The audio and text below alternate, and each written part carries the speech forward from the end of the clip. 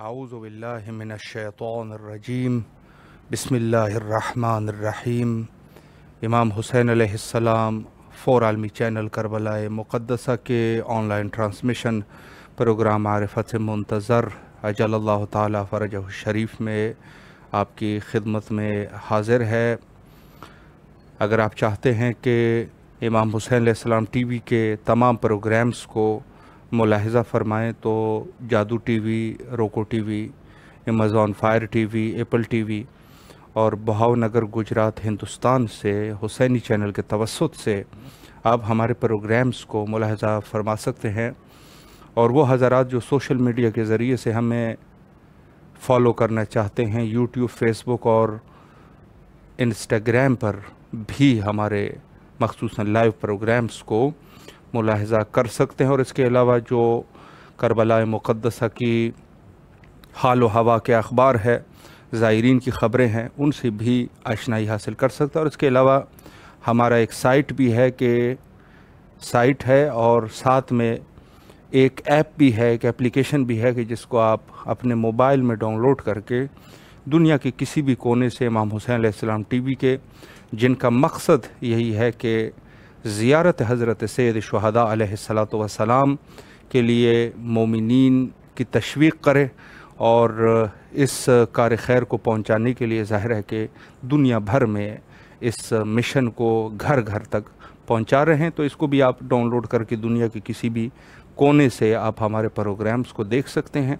اس programme میں منجی عالم بشریت حضرت امام زمانہ اجل اللہ تعالی فرجہ الشریف کی عنوان سے ہمارے گفتگو کا سلسلہ ہے، جو کہ ایک نہایت ہی مہم موضوع ہے، ایک نہایت ہی وہ موضوع ہے کہ جس کے بارے میں کوشش یہ کرنی چاہیے ہر مومن کے لیے، کوئی بھی شخص ہے اس کی کوشش یہ ہونی چاہیے کہ اس خاص موضوع کے متعلق غور و فکر، تدبر کا مظاہرہ کریں، ہر مومن کے لیے ضروری ہے۔ اور اپنے وقت کے امام کے ساتھ، جیسے گزشتہ ادوار میں مومنین کی خواہش ہوتی تھی کہ اپنے وقت کے امام کے ساتھ رابطے کو قائم کر سکے، تو اسی طریقے سے ہماری بھی ذمہ داری ہے کہ وہ جیسے گزشتہ دور کی جو مومنین اپنے وقت کے امام کے لیے جو تڑپ ان کے دل میں تھی، تو وہی تڑپ ہمارے دل میں بھی ہونی چاہیے۔ اگر ہم ان کی طرح وہ تڑپ نہیں ہے ہمارے اندر تو یقیناً مشکلات ہے۔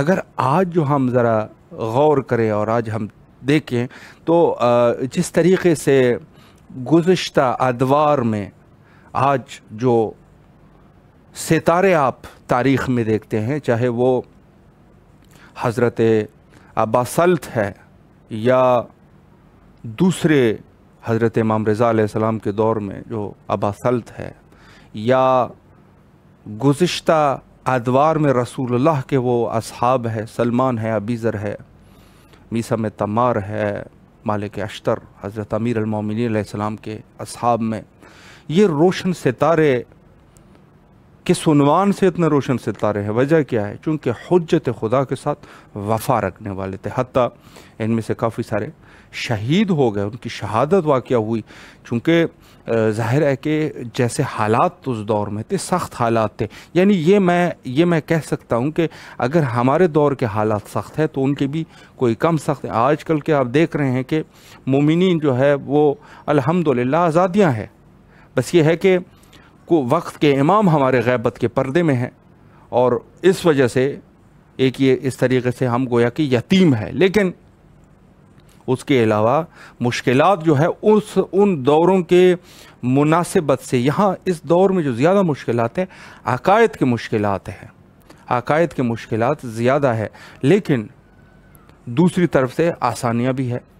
تو اس دور کے مناسبت سے یہ دور جو ہے وہ ظاہر ہے آسان دور ہے، یعنی اس عنوان سے آسان ہے کہ اس میں کم از کم آپ جو ہے وہ آزادی سے اپنے دین اور عقیدے کا اظہار کر سکتے ہیں، ماں سوائے بعض مناطق میں کہ جس کی جو ہے وہ حدود سے خارج ہے۔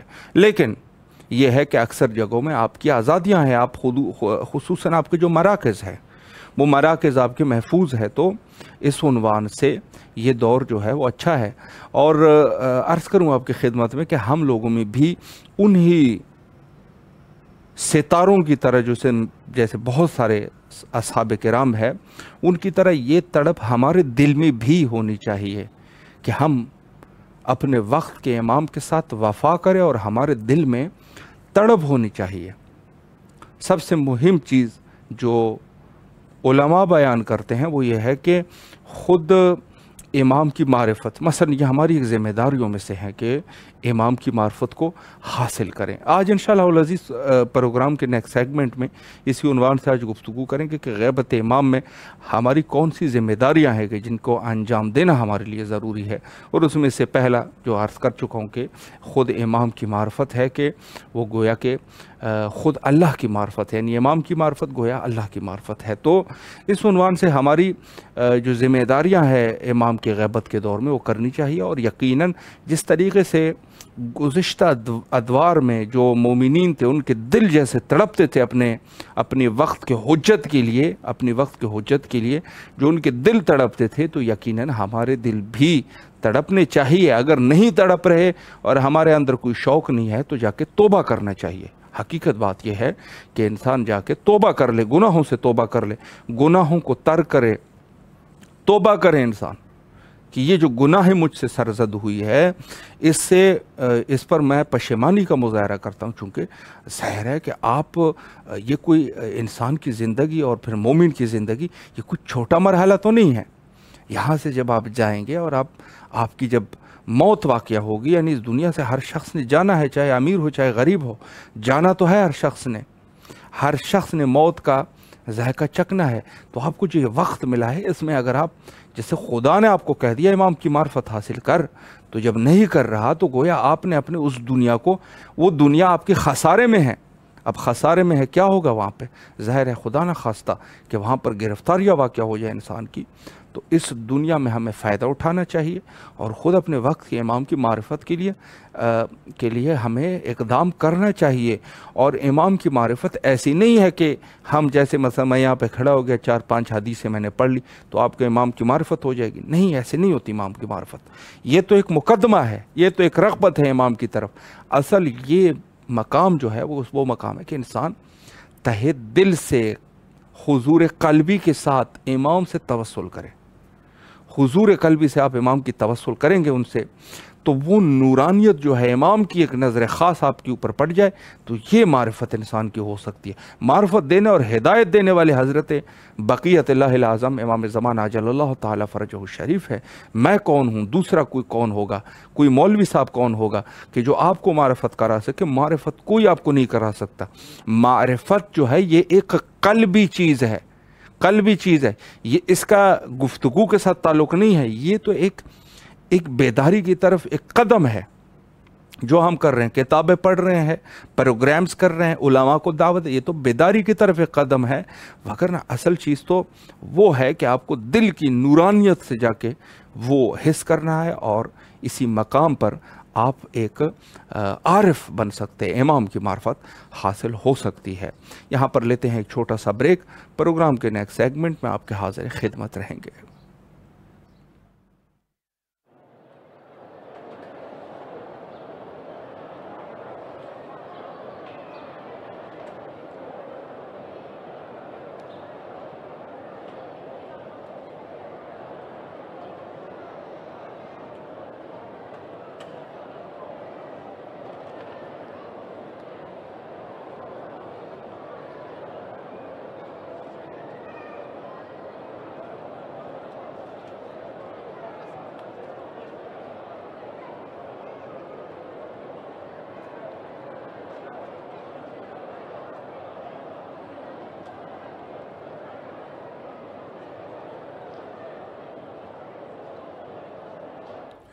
दोबारा हाजिर खिदमत है। और जैसे हम अर्ज़ कर चुके हैं कि आज की गुफ्तगू हम हज़रत इमाम ज़माना अजलल्लाहु ताला फ़रजहु शरीफ के ज़माने ग़ैबत में मोमिनीन के हाल और अहवाल के मुताले करेंगे। यकीनन जैसे हम अर्ज़ कर चुके हैं कि इंसान की ज़िंदगी कीमती है, इंसानी ज़िंदगी कीमती है। और इसका अंदाज़ा आप यहाँ से ही लगा सकते हैं कि आज जिस स्टेज पे आप खड़े हैं, क्या आप पहले इसी स्टेज पे थे? یقیناً جواب آئے گا کہ نہیں۔ ہم میں سے کچھ جوان ہے تو بچپنے کو گزار کے آیا ہے، اگر ایک شخص بوڑھا ہے تو جوانی کو گزار کے آیا ہے، اگر بچہ ہے تو وہ ایسے مرحلے کو گزار کے آیا ہے کہ جس دور میں وہ تھا ہی نہیں اس دنیا میں۔ انسان کی زندگی قیمتی ہے، انسان کو اس قیمتی زندگی کا صحیح استفادہ کرنا چاہیے، تاکہ چونکہ یہ دنیا جو ہے وہ آخرت کا مزرعہ ہے، کھیتی ہے، آخرت کی کھیتی ہے۔ جو اس دنیا میں آپ کرو گے آپ کو اس دنیا میں وہی ملے گا، اما سوائے چند چیزوں کے جس کو صدقہ جاریہ کہتے ہیں، وگرنہ جو ہی انسان کی اس دنیا میں فوت کی ہو جائے، جو ہم اپنی اصطلاح میں فوت کی کہتے ہیں، یا انتقال ہو جائے یا اس دنیا سے چلا جائے، تو اس کا وہ حساب کتاب بھی اس دنیا میں ختم ہو جاتا ہے، یعنی اس کے بعد وہ اس کا حساب اس دنیا میں نہیں رہتا، ماں سوائے چند چیزیں کہ وہ جو اس کے بعد رہ جائے تو اس کی بات اور ہے۔ جیسے مثلا نیک اولاد ہے، اگر کسی کی نیک اولاد رہ جائے، وہ جو خیر کے کام کرے تو اس سے اس کا ثواب انسان کو ملتا رہتا ہے، یہ صدقہ جاریہ ہے۔ یا انسان نے کوئی ایسا کام کیا ہوا ہے جو باقی رہ چکا ہے، مدرسہ بنا چکا ہے، یونیورسٹی بنا چکا ہے، امام بارگاہ بنا چکا ہے، مسجد بنا چکا ہے، تو یہ سب چیزیں جو ہے یہ بھی انسان کے بعد میں کام آنے والی چیزیں ہیں، اس کا بھی ثواب ملتا ہے انسان کو۔ تو اس قسم کی صدقہ جاریہ کے متعلق جو چیزیں ہیں وہ تو ہے، لیکن اس کے علاوہ جو خود انسان وہ کرتا ہے وہ سب چیزیں ختم ہو جاتی۔ اسی وجہ سے مومن کو چاہیے کہ اپنے اس مختصر زندگی میں اس کو مختصر زندگی ہی کہوں گا، 100 سال ہو جائیں گے زیادہ سے زیادہ، پھر بھی مختصر ہے، کیا رہ گیا؟ آپ خود اندازہ لگائیں کہ زندگی کس طریقے سے گزر رہی ہے۔ تو عرض یہ ہے کہ اس دور میں جو ایک مختصر زندگی کا دور ہے، کیا اس کو ہم ابس بیہودہ اس قسم کے جا کے گزارے زندگی کو؟ یقیناً جواب آئے گا، ہر عاقل آدمی کہے گا کہ نہیں۔ اگر وہ دنیا ہے تو اس دنیا میں ہمیں احتیاط کرنا چاہیے، اور اگر احتیاط ہے تو پھر احتیاط کس طریقے سے کرنا ہے؟ جس شرائط میں آپ دو چار ہیں اس شرائط کے مطابق آپ نے اپنی زندگی کو گزارنا ہے۔ ہم لوگوں کا عقیدہ ہے، عقیدہ حق ہے، محض عقیدہ نہیں ہے، بلکہ حق اور حقائق ہے کہ غیبت امام میں جو ہماری زندگی گزر رہی ہے، ہمیں کیا کرنا چاہیے اس زندگی میں؟ کیا زندگی کو ایسے ہی عبث گزار دے؟ زندگی کو ہم فضول گزار دے، ضائعات میں گزارے، دنیا کے پیچھے گزارے؟ یقیناً جواب آئے گا کہ نہیں، چونکہ قیامت ہے اور اس کے بعد جو قبل جو ہے امام سے بھی ہمیں سامنا کرنا ہے ظہور کے بعد، تو ہمیں اپنی زندگی میں یقیناً کوئی ایسے چینجنگ لانے پڑیں گے کہ جس سے ہماری زندگی بہتر ہو سکے، اور اس میں جو ہماری حالیہ ذمہ داریاں ہے اس میں سے یہ ہے کہ انسان خود امام کی معرفت کے عنوان سے کوشش کرے۔ جیسے خود امام کی معرفت کیا ہے؟ امام کی معرفت یعنی یقیناً سب سے پہلے عرض یہ ہے کہ امام کی معرفت، اب بہت سارے لوگ جو ہے شاید یہ بات کہہ جائے کہ بھئی خدا نے ہمیں خلق کیا تو جا کے خدا کی معرفت کریں گے، تو ہم ان کو کہیں گے کہ خدا جو ہے ہر کام وسیلے سے کرتا ہے، اور خدا نے وسیلہ قرار دیا، معرفت کا وسیلہ ہے، ہر چیز کے لیے وسیلہ ہے۔ آپ کی موت جب واقع ہوتی ہے مستقیماً خدا آپ کی روح کو قبض نہیں کرتا، حضرت اسرائیل کو بھیج کے آپ کا روح قبض کرتے ہیں، وگرنہ خدا کیا قادر نہیں ہے کہ وہ مستقیماً آپ کے روح کو قبض کرے؟ کیا ضرورت ہے کہ حضرت اسرائیل کو بھیج دیا؟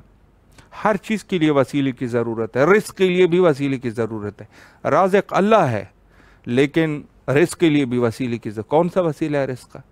رزق کا وسیلہ یہ ہے کہ جب آپ حرکت کرو گے تو اللہ رزق دے گا۔ ایسے رزق نہیں دیتا کہ آپ گھر میں کسی کمرے میں بیٹھ جائیں اور وہاں کہے کہ مجھے اللہ رزق دے گا، تو اس سے انسان کو امید نہیں رکھنا چاہیے، عام حالات میں ایسا ممکن نہیں ہے۔ تو ہر چیز کے لیے میں اس پہ کیا عرض کروں، لیکن ہر چیز کے لیے اللہ سبحانہ و تعالیٰ نے وسیلہ بنایا، معرفت کا بھی وسیلہ ہے۔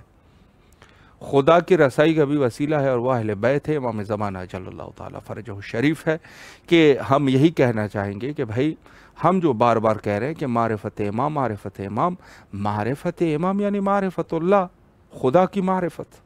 اب خدا کی جو معرفت ہے تو اب تو کوئی وہابی بھی اشکال نہیں کر سکے گا، چونکہ ہم تو معرفت اللہ کے قائل ہے۔ معرفت امام جو ہم کہہ رہے ہیں وہ معرفت اللہ کر رہے ہیں، اور وسیلہ کا ہے، قرآن کی آیت موجود ہے، جو وسیلے کا منکر ہے ہم تو ان کو مسلمان ہی نہیں سمجھتے، قرآن کے آیت کا منکر ہے، قرآن کی ایک آیت کا منکر یعنی کل قرآن کا منکر، اور کلی قرآن کا جو منکر ہے وہ کافر ہے، اس کے کفر میں کوئی شک نہیں ہے۔ یہ جا کے اہل تسنن کے علماء نے بھی یہ لکھ دیا ہے کہ ایک آیت کا منکر یعنی وہ کل قرآن کا منکر ہے، اور بات جو ہے وہ ختم ہو جاتی ہے۔ تو یہ بحث جو ہے وہ وسیلے کی ہے، اور وسیلے میں یہ ہے کہ معرفت امام سے مراد معرفت اللہ ہے۔ قرآن مجید میں ارشاد گرامی ہے، یا ایھا الناس ان اللہ ما خلق العباد الا لیعرفوہ، فرمایا کہ اللہ سبحانہ و تعالی نے لوگوں کو خلق نہیں فرمایا اما یہ کہ اللہ کی معرفت حاصل کرے، یعنی گویا انسان کی خلق کا مقصد عرفان خدا ہے، کہ انسان خدا کی معرفت کو حاصل کر سکے۔ اب جو شخص خدا کی معرفت حاصل نہیں کر رہا تو اس کی بات جو ہے وہ پھر اس کا کیا مقام، کچھ نہیں ہے، ختم، وہ تکلیف سے ہی گر گیا، ختم ہو گیا۔ تو یہ مقام وہ مقام ہے کہ ہم جو معرفت امام کہتے ہیں، معرفت امام سے مراد معرفت اللہ ہے، یعنی گویا وسیلے کے تحت آپ خدا کی معرفت حاصل کر رہے ہیں۔ اور اس ذیل میں بہت سارے ایک روایات کا سلسلہ موجود ہے کہ جو مشہور و معروف حدیث آپ سنتے ہی آ رہے ہیں کہ جس نے امام کی معرفت کے بغیر مرا تو وہ جو ہے وہ جہالت کی موت مرا۔ اب جہالت کی موت یعنی کفر کی موت، الحاد کی موت، اور یہ جہالت یعنی زمانے جاہلیت کی موت۔ زمانے جاہلیت کون سی زمانہ ہے؟ یہ وہ زمانہ ہے کہ حضرت عیسیٰ نبی علیہ السلام کے بعد اور حضرت رسالت مآب صلی اللہ علیہ وآلہ، یہ جو درمیانی جو وقت ہے یہ جہالت کا دور ہے، جہالت کا دور ہے۔ مثلا حضرت سلمان فارسی علیہ السلام کے لیے کہ وہ حتیٰ حضرت عیسیٰ علیہ السلام کے حواریوں کو وہ در کر چکے تھے، یہ ملتا ہے۔ تو یہ جو عرصہ ہے یہ 500 سال، 300 سال، 400 سال، یہ عرصہ ہے، یہ جہالت کا دور ہے، یہ جہالت کا دور ہے۔ اور اس جہالت کے دور میں وہ شخص ایسے ہے جیسے اس دور میں مرا ہے۔ بغیر معرفت امام سے اگر کوئی شخص امام کی معرفت نہیں کرنے کے بغیر اس دنیا سے گیا تو اس کی موت کفر کی موت ہے، وہ کافر مرا ہے، اس کی اسلام میں کوئی نہیں۔ دوسری جو ہماری غیبت امام میں ذمہ داری ہے وہ یہ ہے کہ ہم جو ہے وہ اہل بیت کی ولایت کو اپنے وجود میں راسخ کریں۔ اہل بیت کی ولایت کو اپنے وجود میں راسخ کرنا یہ ہماری دوسری بڑی ثمہ داری ہے۔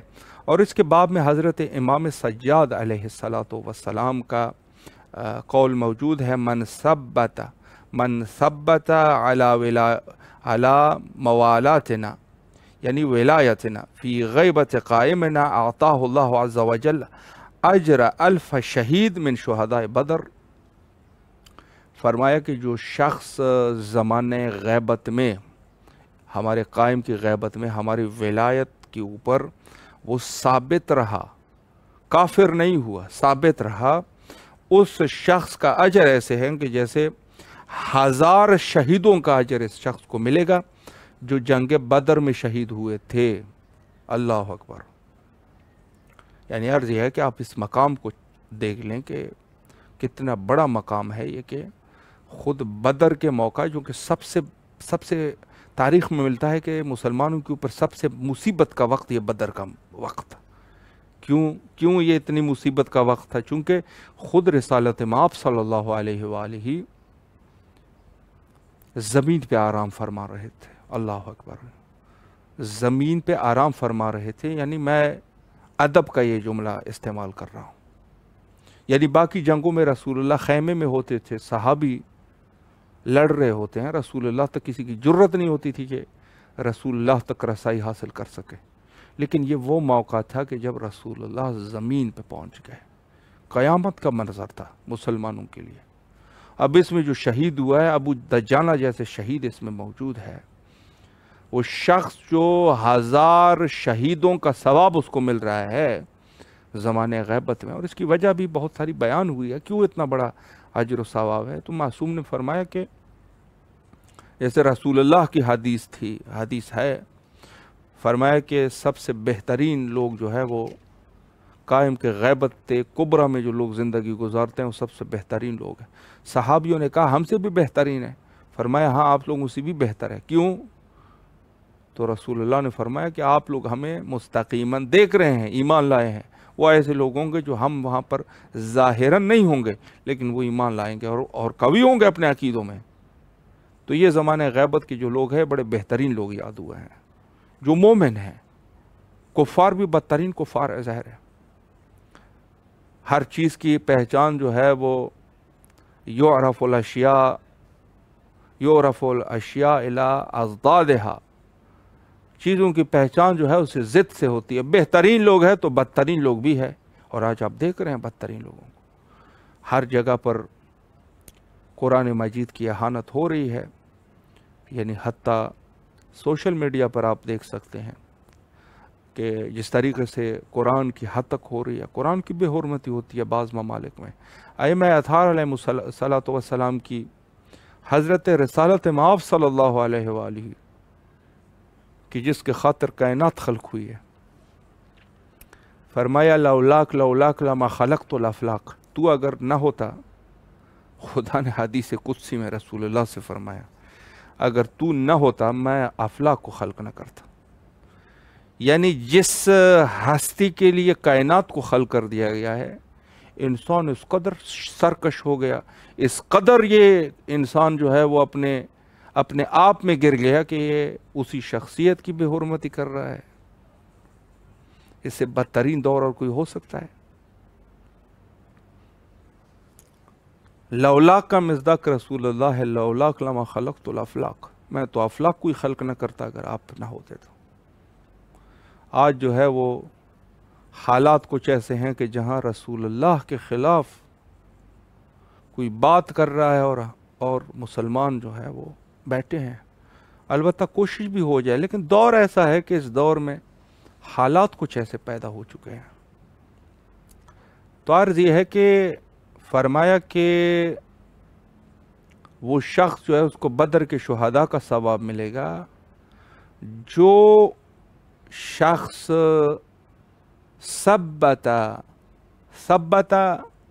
فی زمان قائمنا، جو ایمان پہ ثابت رہے گا ہمارے غیبت قائم کے زمانے میں. اللہ اکبر. چونکہ یہ دور ایسا دور ہوگا کہ اس دور میں وقت کا جو امام ہوگا وہ جو ہے وہ پردہ غیبت میں ہوں گے.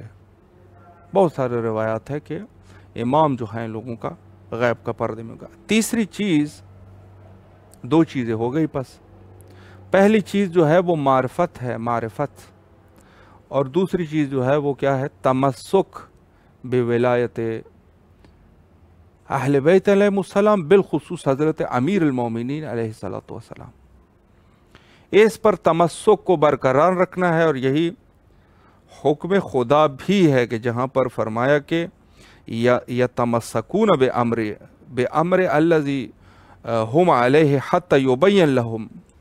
متمسک ہونے کا حکم ہے اس دور میں کہ آپ متمسک رہیں. یہ اور تیسری جو ذمہ داری ہے جس کے اوپر ہم کافی گفتگو بھی کر چکے ہیں وہ ہے انتظار مولا، اپنے مولا کا انتظار کرنا. اب انتظار کرنے والا شخص کون ہوتا ہے؟ کون شخص ہے؟ اولاً تو خود انتظار کے بارے میں بہت سارے فرامین موجود ہے کہ انتظار کیا ہے۔ انتظار میں سب سے بڑا فرمان جو ہے رسول اللہ کا ہے، فرمایا افضل الاعمال امتی انتظار الفرج، سب سے عظیم عبادت انتظار فرج حضرت امام زمانہ اجل اللہ تعالی فرجہ شریف کے ظہور کا دور ہے۔ یہ وہ دور ہے کہ جہاں پر انتظار، یعنی اس دور میں جو شخص انتظار کرنے والا ہے وہ سب سے بڑی عبادت وہ شخص کر رہا ہے جو انتظار کر رہا ہے۔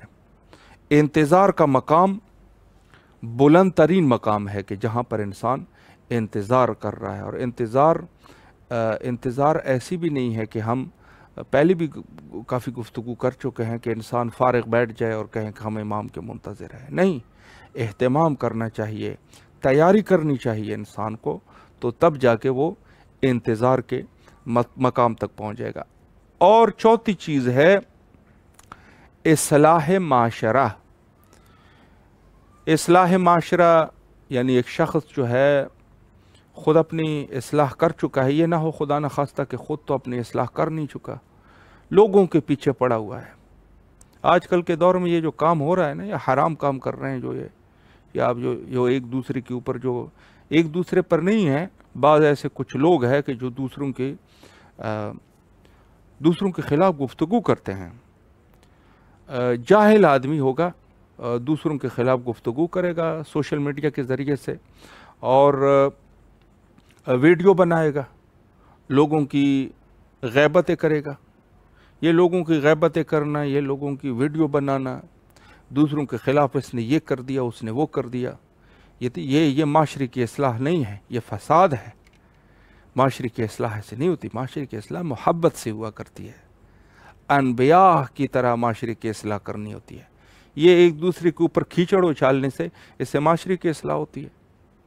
آپ کیا اپنے آپ کو یہ غیبت امام میں اپنا یہ فریضہ سمجھ رہے ہو؟ لوگوں کے خلاف ویڈیو بنانا، وہ بھی راہ دور سے۔ میرے مولا نے فرمایا کہ ایسے اعتماد ہی نہ کرو کہ آنکھوں کا دیکھا ہوا نہ ہو، کانوں کا سنا ہوا نہ ہو۔ نہ آنکھوں کا دیکھا ہے، نہ کانوں کا سنا ہے، چھوٹی سی ایک کلپ مل گئی، اس کے اوپر جا کے انہوں نے ویڈیو پوری بنا دی، بار بار اسی کے اوپر بول رہے ہیں۔ یہ اچھا کام کر رہے ہیں کیا سمجھ رہے؟ یہ غیبت کے اس میں زمرے میں یہ سب چیزیں آ جاتی ہے۔ اصلاح ایسے نہیں ہوتی، اصلاح بڑی محبت سے ہوتی ہے، بڑی شفقت سے ہوتی ہے اصلاح۔ بس اوقات انسان کو بولنے کی بھی ضرورت نہیں، تو علی والا ہے، خوشبو ویسی بھی آ جائے گی، تیری خوشبو ہے، تیرا کردار اگر اچھا ہے تیری زبان سے زیادہ وہ اثر انداز ہوگا۔ جا کے یوٹیوب پر بیٹھ گئے اور دوسری جگہوں پر بیٹھ گئے، وہاں پر لوگوں کے خلاف غیبتیں کرنا اور مومنین کے خلاف گفتگو کرنا، یہ مومن مشرک ہے، یہ شرک کر رہا ہے، یہ مومن جو ہے اس نے یہ اچھا نہیں کہا، یہ مومن ایسے کر دیا، یہ اچھا کام ہے؟ یہ تو خود اپنے لیے عذاب خرید رہے ہو، بیٹھے بیٹھے عذاب خرید رہے ہو۔ انسان اگر تبلیغ کرنا چاہتا ہے تو احادیث بہترین چیز اگر انسان دین کی خدمت کرنا چاہتا ہے، بہترین چیز اہل بیت علیہم السلام کی احادیث کو لوگوں کے لیے بیان کر دینا اور اس کی تفسیر کرنا تاکہ لوگ صحیح سمجھے۔ یہ سب سے عظیم طریقہ ہے تبلیغ کرنے کا۔ یہ تبلیغ کا طریقہ نہیں ہے کہ ہم اٹھ کے لوگوں کے خلاف برا بلا کہنا شروع کرتے۔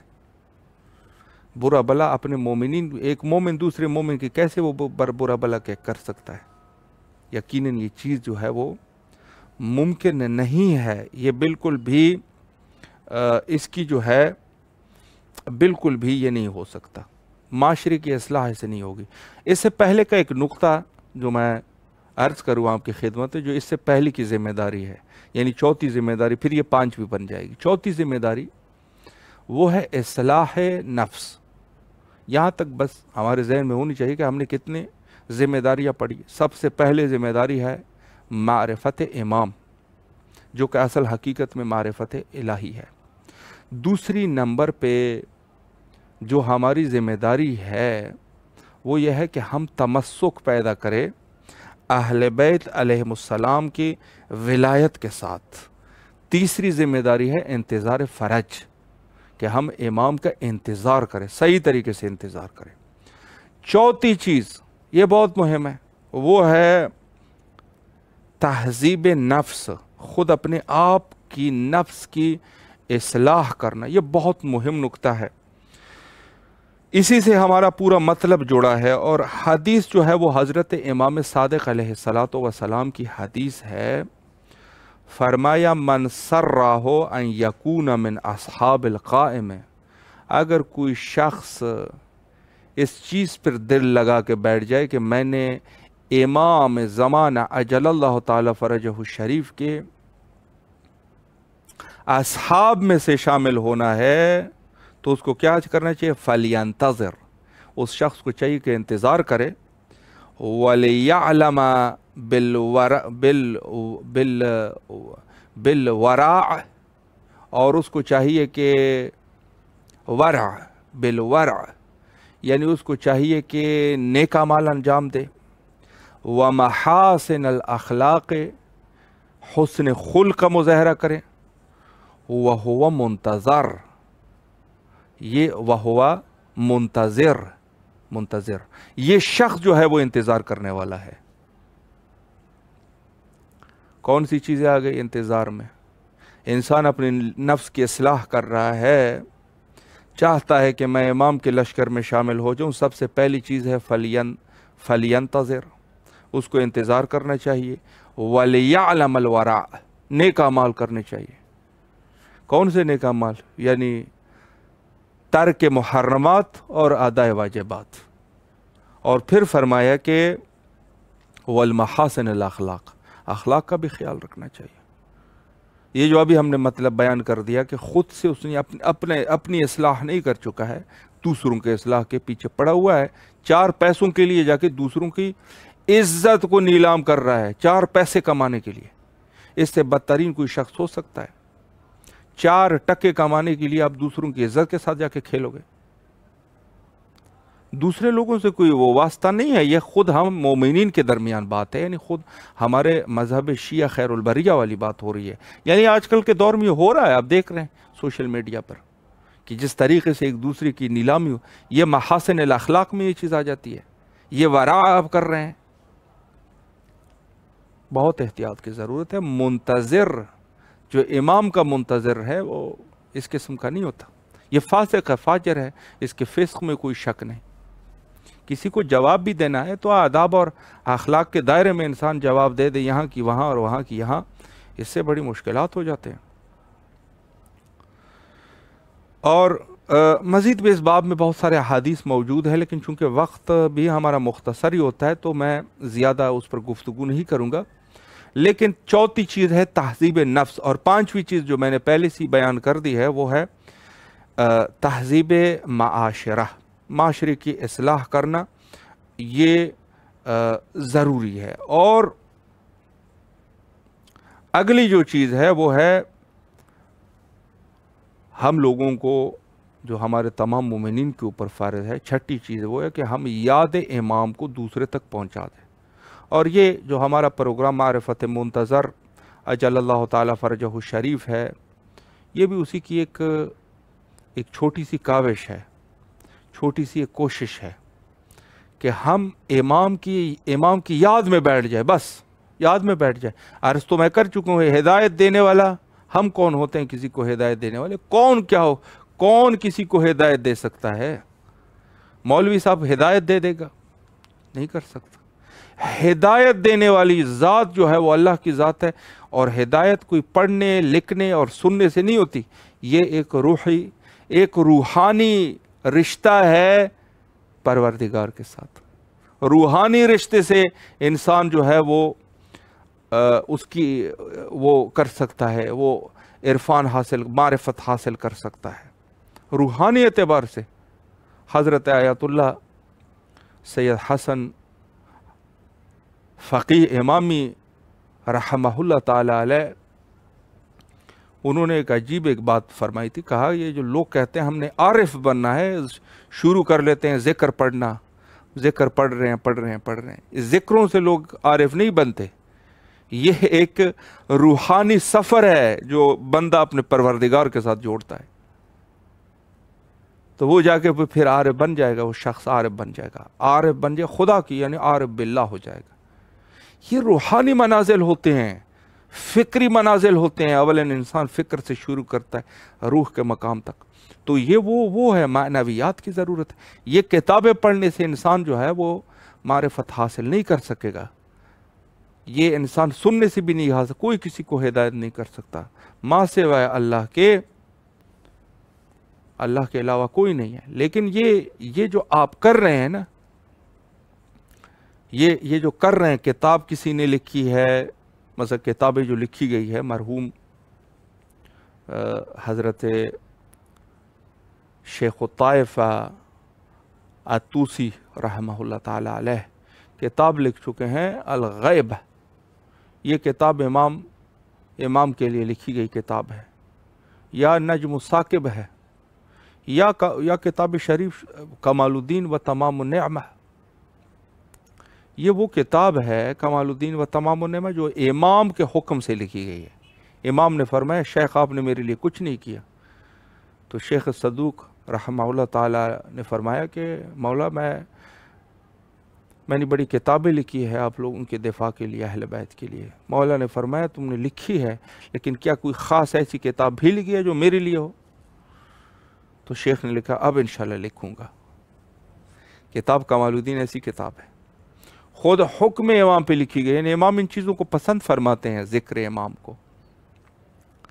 ज़िक्र इमाम, ज़िम्मेदारी है ज़िक्र इमाम, किताब के ज़रिए से है, बात के ज़रिए से है। इमाम के ज़िक्र में बैठ गए। मारिफत मुंतज़र प्रोग्राम जो हम यहाँ पर उलमा को भी दावत करते हैं। बैनुल हरमैन हज़रत सैयद शुहदा अलैहिस्सलाम और हज़रत गाज़ी सरकार सलामुल्लाह अलैह, यहाँ पर हम बैठ के अपने वक्त के इमाम की याद कर लेते हैं। बस याद करना ज़रूरी है। आपने देखा होगा हमारे पाक व हिंद के उलमा बड़े दकीक हुआ करते थे, बहुत दकीक थी। यानी आपने देखा होगा कि हर नमाज के बाद ज़ियारत पढ़ते हैं। पहली ज़ियारत सैयद शुहदा की ज़ियारत है, फिर मौला इमाम रज़ा अलैहिस्सलाम की ज़ियारत पढ़ते हैं, फिर साहिब ज़मान अजल्लल्लाहु ताला फ़रजहु शरीफ की ज़ियारत पढ़ते हैं। क्यों ये ज़रूरी है? वजह क्या है? चूँकि उनको पता था कि हमारे बाद जो लोग आएंगे मुमकिन है उनको इस चीज़ का होश न रहे, ये कम अज़ कम जो आदत डाल देंगे, ऐसा चलता रहेगा तो इमाम का ज़िक्र होता जाएगा। इस किस्म के दकीक थे वो हज़रात, वो उलमा, कि आज जो है वो ज़िक्र इमाम, यानी ये ख़ुद वजीफ़ा है दौर ग़ैबत में कि हम इमाम का ज़िक्र करें। इमाम का ज़िक्र करना ये हमारा वजीफ़ा है। और ये नहीं कि इमाम जो है वो हमें याद नहीं करते, इमाम भी याद करते हैं। हमारे पूरे अहले बैत जो है वो हमें याद करते हैं। हमारे अहले बैत, हमारे अमाल नामे अहले बैत के पास है, फ़र्क नहीं है। हमारे पास ये भी नहीं है कि कोई ये सोच ले कि भाई मसलन सैयद शुहदा अलैहिस्सलाम की शहादत हो चुकी है। सैयद शुहदा अलैहिस्सलाम भी इमाम ज़मान अलैहिस्सलाम की तरह जिंदा व जावेद है। ये बस अकीदा रखना चाहिए, यह अकीदा रखना चाहिए कि वो हमारे, और इमाम मूसा काज़िम अलैहिस्सलाम जो से अहवाल और अहवाल की बात है कि हमारे उससे ये वाकिफ़ है नहीं है, तो फरमाया कि युग़िबु अनिल अब्सार अन्नास शख्सहु वला युग़िबु अन क़ुलूबिल मोमिनीन ज़िक्रहु। फरमाया कि ये शख्स जो है यानी हमारा कायम लोगों की नज़रों से तो गायब हो जाएगा, लेकिन लोग उनका ज़िक्र करते रहेंगे। हदीस है हज़रत इमाम मूसा काज़िम अलैहिस्सलातु वस्सलाम की, ज़िक्र इमाम, यानी जैसे मैंने अर्ज़ कर दिया कि सब हमारे हालात से भी वाकिफ़ है, लेकिन हम यानी वो हमारा ज़िक्र करते हैं। ज़िक्र से माने तो हमें याद करते हैं। और हत्ता एक हदीस में तो यहाँ तक है कि جب ہمارے مومنین کو تکلیف ہوتی ہے ہمیں تکلیف ہوتی ہے، جب ان کو خوشی ہوتی ہے ہم بھی خوش ہو جاتے ہیں۔ اللہ اکبر، کیا مقام ہے! امام رضا علیہ السلام کی حدیث میں موجود ہے کہ شرق عالم سے لے کر غرب عالم میں مومن بیٹھے ہوئے، ان کے سب حالات کا ہمیں پتہ ہوتا ہے کہ کون کہاں ہے۔ تو پھر کیا ضروری نہیں ہے کہ ہم بھی ذکر کریں؟ یہ ذکر خدا کا ذکر ہے کہ ہم اپنے وقت کے امام کا ذکر کریں۔ تو یہ وہ، اور جہاں تک تعلق ہے کہ وہ ہمارے احوال سے ان کو پتہ ہے کہ نہیں ہے، تو خود امام زمان علیہ السلام کی ایک حدیث موجود ہے، انا غیر المحملین لمرآتکم ولا ناسین لذکرکم، فرمایا کہ ہم آپ کے حالات کو ہم آپ کو کبھی بھولتے نہیں ہیں، ہم آپ کے حالات سے مکمل آگاہی رکھتے ہیں۔ تو یہ وہ چیزیں ہیں کہ ہمیں ان چیزوں کی رعایت کرنی چاہیے۔ ایام ولادت باسعادت حضرت علی بن موسیٰ رضا علیہ السلام ابھی حالیہ میں جو گزرے ہیں، ایک واقعہ کہ اہل بیت ہمارے احوال سے خبر ہے، اور ایک حدیث قدسی کا جملہ بھی ہے کہ فرمایا کہ اللہ نے فرمایا کہ تو میرا ذکر کر میں تیرا ذکر کروں گا، تو میرا ذکر کر میں تیرا ذکر کروں گا۔ جب وہ ہمارے ذکر کرتے ہیں تو ہمارے کیا فرائض نہیں ہے کہ ہم بھی ذکر کریں اور اپنے وقت کے امام کا ذکر کریں؟ ضروری ہے۔ امام رضا علیہ السلام طوس سے گزر رہے تھے، تو وہاں ایک جنازہ تھا، امام نے اپنی سواری سے اترے اور اس کے چہرے کا بوسہ لے لیا، اور پھر سواری پر سوار ہوئے اور چلنے لگ گئے۔ تو ساتھ میں جو صحابی تھا انہوں نے پوچھا کہ مولا، یہ طوس کا رہنے والا آدمی ہے، کیا آپ اس کو جانتے تھے، اس میت کو؟ تو امام نے فرمایا، یہ کیا کہہ رہے ہیں آپ، میں امام ہوں۔ یہ مومن چاہے شرق عالم میں ہو یا غرب عالم میں ہو، ہم جانتے بھی ہیں، ان کے والدین کے نام بھی جانتے ہیں، ان کے آنے والی نسلوں کے نام بھی جانتے ہیں، ان کے بارے میں بھی ہمیں پتہ ہوتا ہے کہ کون ہے اور کیا اس کی کہاں نسل چلے گی۔